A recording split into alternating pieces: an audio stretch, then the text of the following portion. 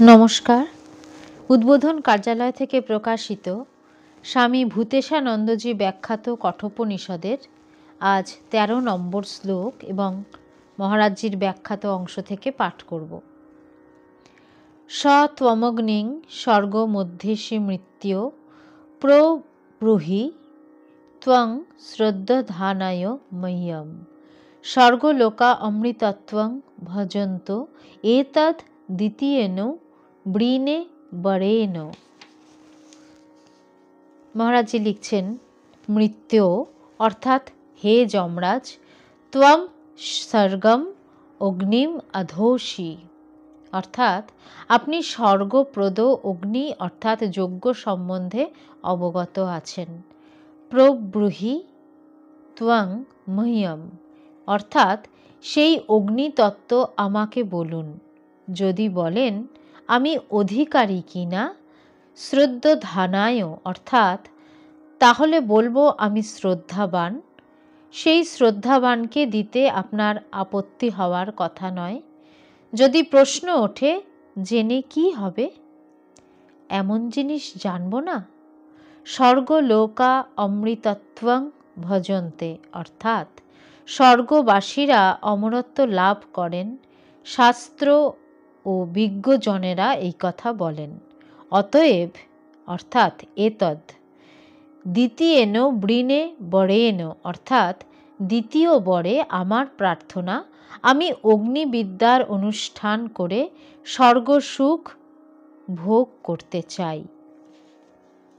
প্রথম আর দ্বিতীয় বরের মধ্যে একটা সামঞ্জস্য আছে। প্রথম বর ঐহিক সুখ এবং দ্বিতীয় বর পারলৌকিক সুখ সম্বন্ধীয়। দুটি এখানে পেয়ে গেলে মরবার পর কি হবে বলে আর আশঙ্কা থাকবে না। বেঁচে থেকেও সুখভোগ করব, আবার মরেও সুখ হবে। অনন্তকাল ধরে নিরবচ্ছিন্ন সুখ লাভ করবেন। এই আশা নিয়ে নচিকেতা যমের কাছে দুটি বর প্রার্থনা করলেন। আমরা দেখব যম তার প্রার্থনা সানন্দে পূরণ করেছেন। এগুলি দিতে যমের কোনো বাধা নেই, কারণ দুটি বরেই নচিকেতা যমের হাতের মুঠোয় রইলেন। যদি যমের হাত থেকে বেরিয়ে যেতেন তাহলে একটু চিন্তার ছিল।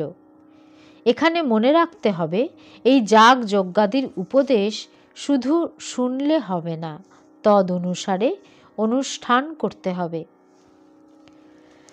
শাস্ত্রের বিধান এই যে যদি স্বর্গ চাও তাহলে এই যে যজ্ঞের কথা বললাম নিখুঁতভাবে তার অনুষ্ঠান করো, না হলে ফললাভ হবে না।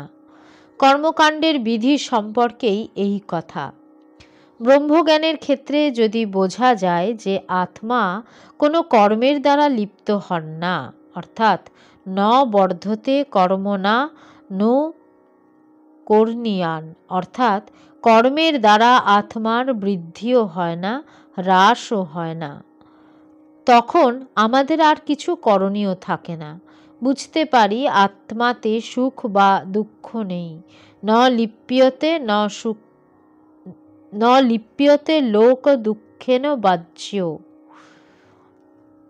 অর্থাৎ এবং আমি যখন সেই আত্মা তখন আমার সুখ দুঃখ নেই।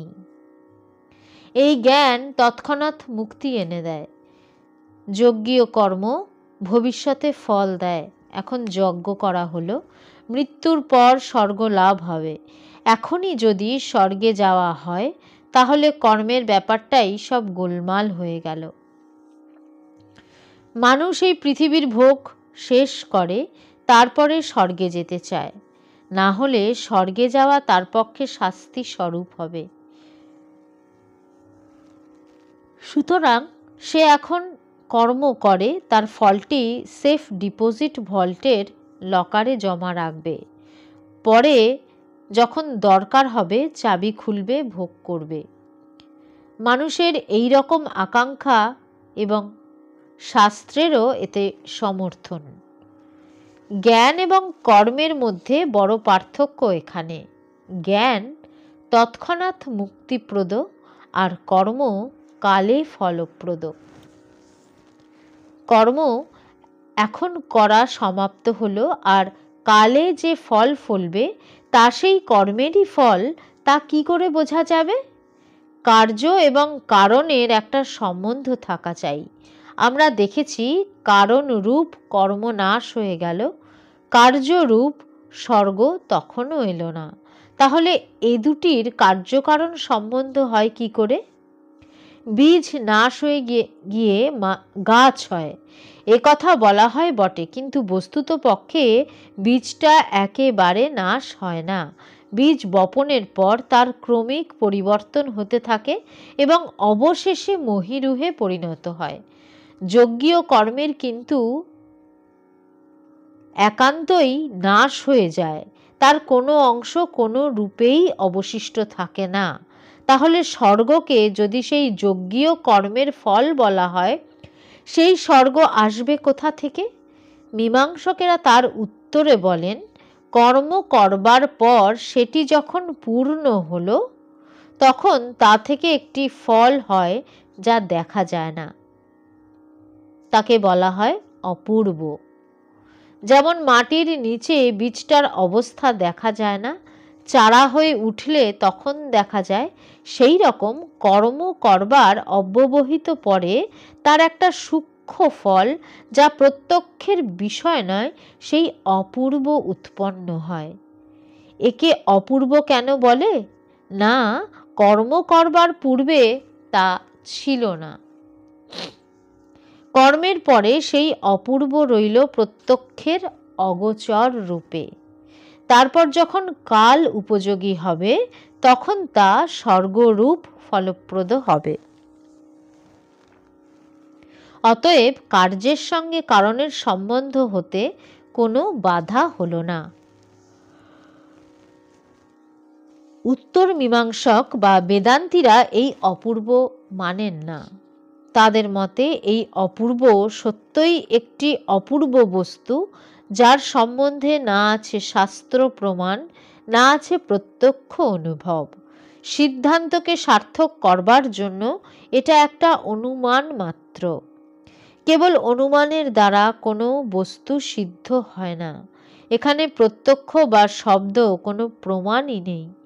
তখন পূর্বপক্ষ বলেন, বেদকে যদি স্বীকার করো, তাহলে বেদের স্বীকৃত তত্ত্বকে গ্রহণ করবে না। সিদ্ধান্তী বলেন, আমরা অন্যভাবে এর অর্থ করি। আমরা বলি, আমাদের কৃতকর্ম কোনো চেতন ব্যক্তিকে আশ্রয় করে থাকে, সেই চেতনা আমি নয়, কারণ আমার এই সম্বন্ধে কোনো অনুভূতি থাকে না। সেই কর্ম ঈশ্বরকে অবলম্বন করে থাকে, সূক্ষ্ম রূপে ঈশ্বরের মনে থাকে। তিনি যখন জগৎ সৃষ্টি করেন, তখন তার মনে বীজাকারে যা ছিল তা তার ইচ্ছারূপে অভিব্যক্ত হয়ে এই প্রপঞ্চের সৃষ্টি হয় এবং জীবকে তার কৃত কর্ম অনুসারে তিনি ফল দেন। সুতরাং এখানে কর্মের যে স্বর্গাদির কারণতা, তাতে কোনো দোষ হচ্ছে না, আবার অপূর্বকেও মানবার দরকার নেই। সকল মীমাংসকেরা ঈশ্বরের কল্পনাকে খুব বেশি গুরুত্ব দেন না। তারা বলেন, কর্মের দ্বারা অর্জিত ফল যখন অবশ্যম্ভাবী, তখন ঈশ্বর আর কি করবেন? তিনি একজন রেকর্ড কিপার ক্লার্কের মতো, যেমন যেমন কর্ম আছে তেমন তেমন ফল দিয়ে যাবেন, আর কিছুই নয়। কর্মের দ্বারাই ফল হয় বললেই যথেষ্ট হয়, ঈশ্বরকে মানার কোনো দরকার নেই।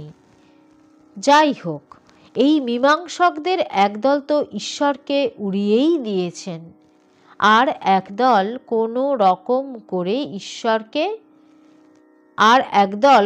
রকম করে ঈশ্বরের সত্তাকে চোখ বন্ধ করে গ্রহণ করেছেন। তাদের বক্তব্য, ঈশ্বর যদি স্বতন্ত্রতা দাবি না করেন, তাহলে আমরা মানতে পারি। স্বতন্ত্র হলে তিনি স্বেচ্ছাচারী হবেন, এবং স্বেচ্ছাচারী হলে কর্মের আর কোনো নিয়ম শৃঙ্খলা রইল না। তিনি ফল দিতে পারেন নাও পারেন। এই রকম ঈশ্বরকে মানলে আমাদের কর্মের যে শৃঙ্খলা বা চেইন সেটা নষ্ট হয়ে যায়। সুতরাং আমরা এই মত মানি না। এইভাবে তারা বিরুদ্ধাচারণ করেন। উত্তর মীমাংসবাদী বৈদান্তিকেরা অর্থাৎ যারা ফলদাতা ঈশ্বর মানেন তারা বলেন ঈশ্বর যে ফল দিতে বাধ্য এমন নয়, তিনি স্বতন্ত্র রূপেই ফল দিয়ে থাকেন, ব্যতিক্রম করেন না।